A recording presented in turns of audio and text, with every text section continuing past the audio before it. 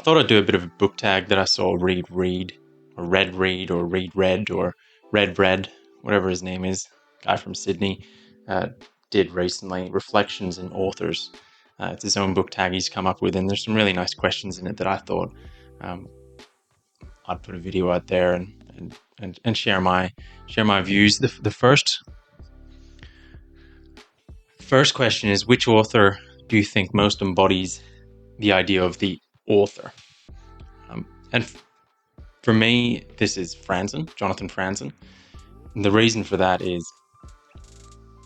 in everything I've ever seen of him, almost everything he speaks about is writing. Obviously, he published the famous, or then infamous, Harper's essay, where he talked about the death of the novel. I think that was in the early 2000s, if not slightly earlier.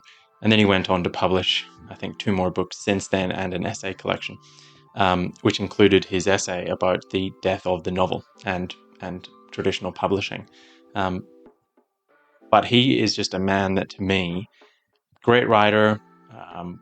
Some things dawdle in his books a little bit, and sometimes he over contemporizes things, but through and through, he is an author. Everything about him just smacks of, I exist to write, and nothing else really happens in my life except to write. The next tag is, which author would you like to meet at a party and have only one conversation with them? This is, I'm Irish, so there are a few Irish authors on this. I'd say James Joyce. James Joyce strikes me as a man who partied hard. If he lived in a world where there was such free access like there is today to party drugs and interesting types of alcohol that are really easy to consume, I think he's a guy who could party hard. And you wouldn't even have to wait until the 3 a.m. kick-ons to have the chat about, the meaning of life and what it is to be an artist, and try to delve into his mind. I don't think you'd need to wait until kick-ons. He'd get into it straight away, I'm sure. Either that or something about how much he loves the smell of farts. One of the two. And either way, I think it would be a funny party conversation. So I'd have to say James Joyce is the author that I would most like to have one conversation with. I don't think I could have multiple conversations with the man. I think, frankly, he'd just be too smart for me. His books already filter me, so I'm sure in person he would probably filter me as well. The next question is, which author most inspires or strikes the anxiety of influence in me? For me, that's David Foster Wallace.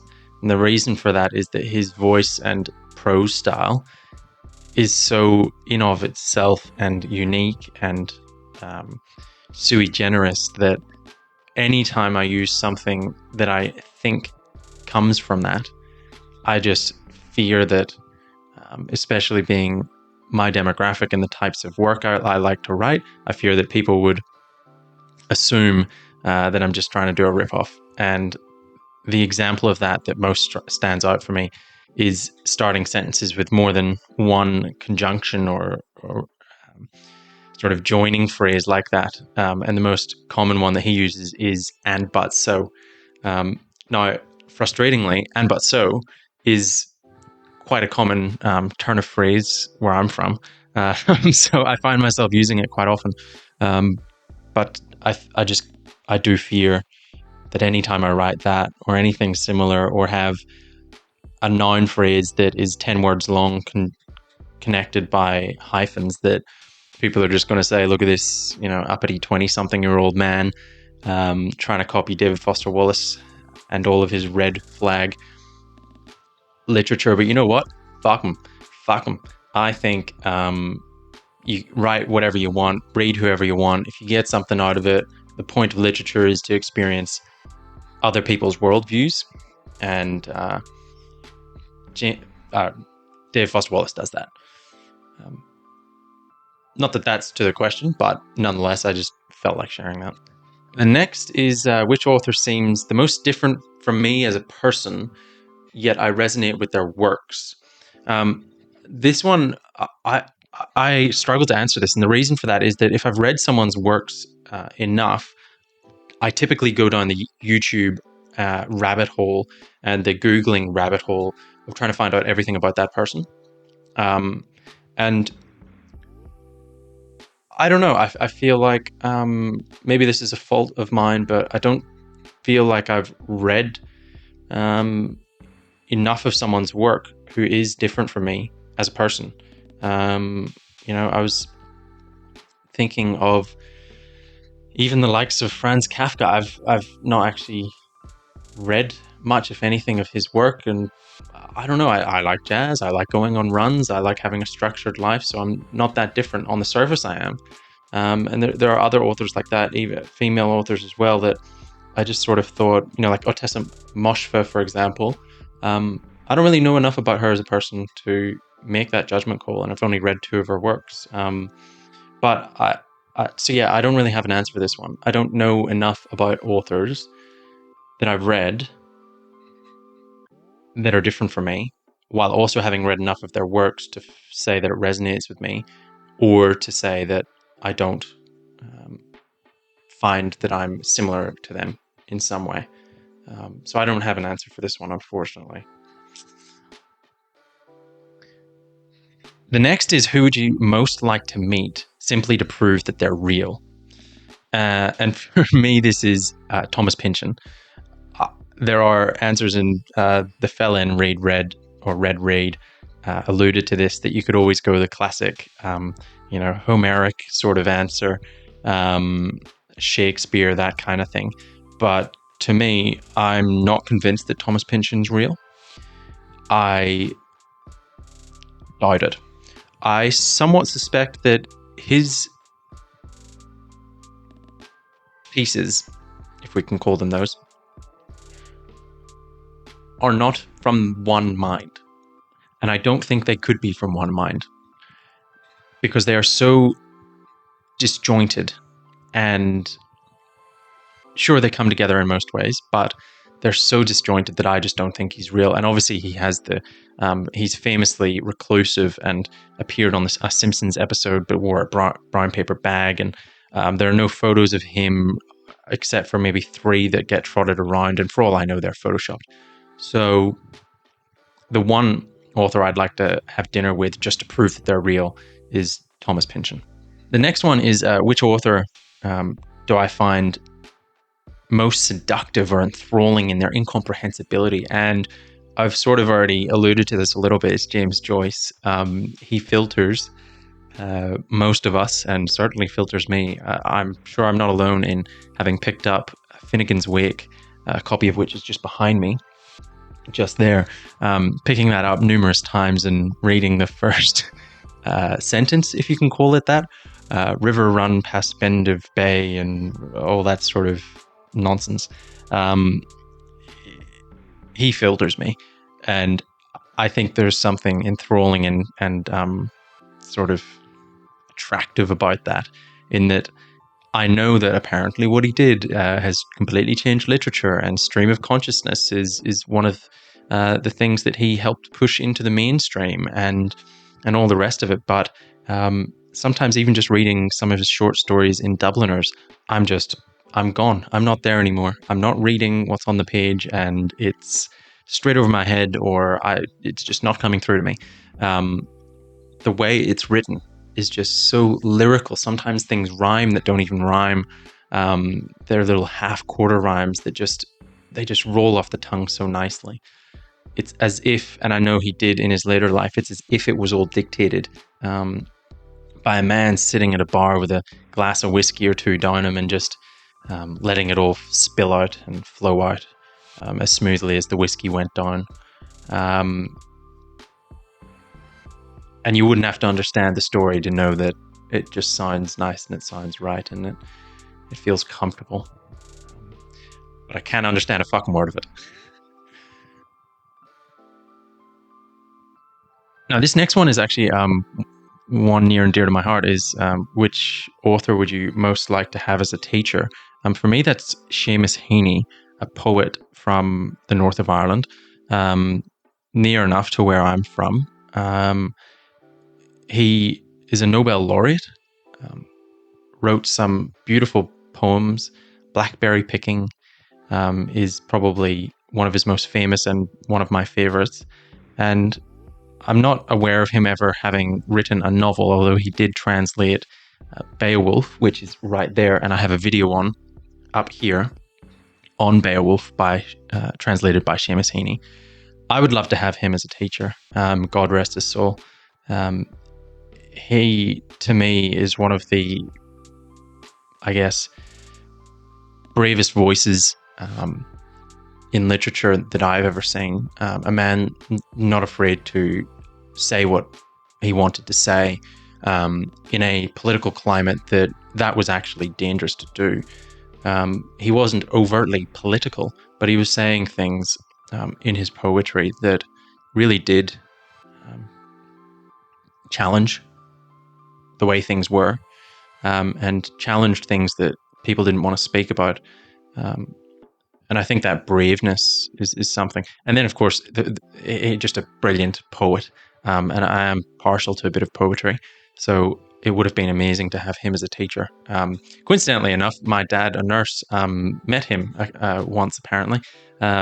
He was tending to to Seamus Heaney's mother as she was, reaching the end of her life. And met him on numerous occasions at the hospital or nursing home there, and apparently a lovely man. Apparently a lovely man. And of course he is. If you've ever seen a photo of him, it just looks like a classic little north of Ireland man, just bumming around, picking potatoes, blackberries, all the rest of it, plodding along.